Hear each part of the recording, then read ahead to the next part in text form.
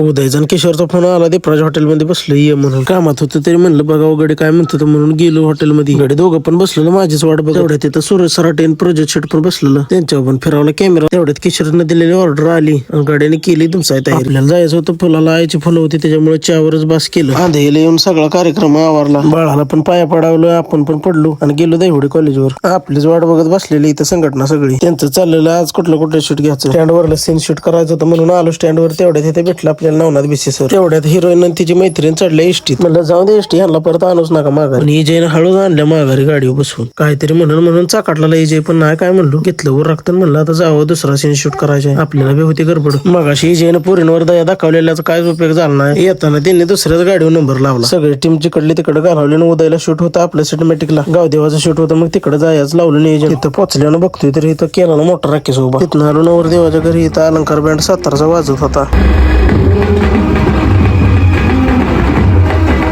तेवढ्यात इथं उंबरमाळ्याच्या इक्रम ओलेकरचा सोन्यान सुप्रसिद्ध हलगी स्टार आबाजी रिटे ढवळकरांना क्वालिटीचा धुरच काढलेला.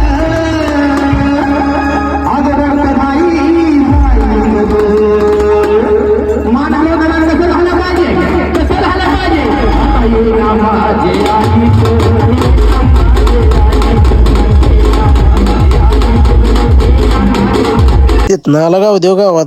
गावदेवाला गच पब्लिक होतं. फटाकड्याचं तर काय बोलूच नका. लय दांडगा नियोजन. तेवढ्यात किशोर सासरवाडीस येऊन झाला आमच्या टीम मध्ये जॉईन. तेवढ्यात इथं आपल्याला गोंधवल्यातलं मित्र भेटलं. मग काय त्यांना बी घेतलं आपल्या ब्लॉग मध्ये. साऊंड गोंधवल्यातला लाईट होती कोरेगावची. किरण शेठचं गावदेव नाव एलईडी खट्ट मध्ये चककत होतं.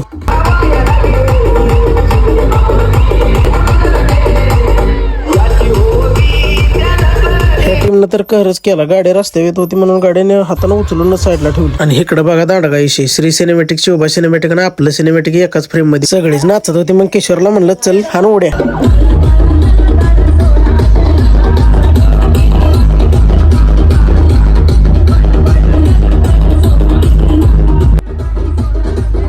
आपला डान्स बघून श्री सिनेमॅटिक आणि त्याची टीम सुद्धा आली आपल्या सोबत. धरला ताल मग आम्ही सगळे.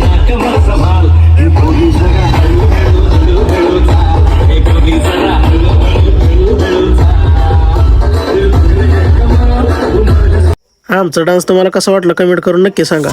गावदेव जाग्यावर आल्या होतं बिर्याणीचं नियोजन. मग आपण पण बसलो बाया मागं सारून. तिथंच आपली शिवबा सिनेमॅटिकची ओळख झाली आणि आम्ही गोळा असली बिर्याणी मग सगळ्यांनी मिळून. किशोर व्हेज असल्यामुळे त्याचं काय तिथं पोट भरलं नव्हतं. मग शौर्य हॉटेलला येऊन त्यानं मागवली पनीर मसाल्याची भाजी. मग आपण बी त्याला हातभार लावू लागलो. काय सगळं नियोजन झाल्यावर वळीवला मोर्चा घराकडे. रातच्या 10:30-11 वाजलेल्या. ब्लॉग बघून तुम्हाला कसं वाटलं कमेंट करून नक्की सांगा. आणि तुमच्या भावाला असाच क्वालिटीचा सपोर्ट राहून द्या. आजच्यासाठी एवढंच. भेटू पुढच्या व्हिडिओमध्ये.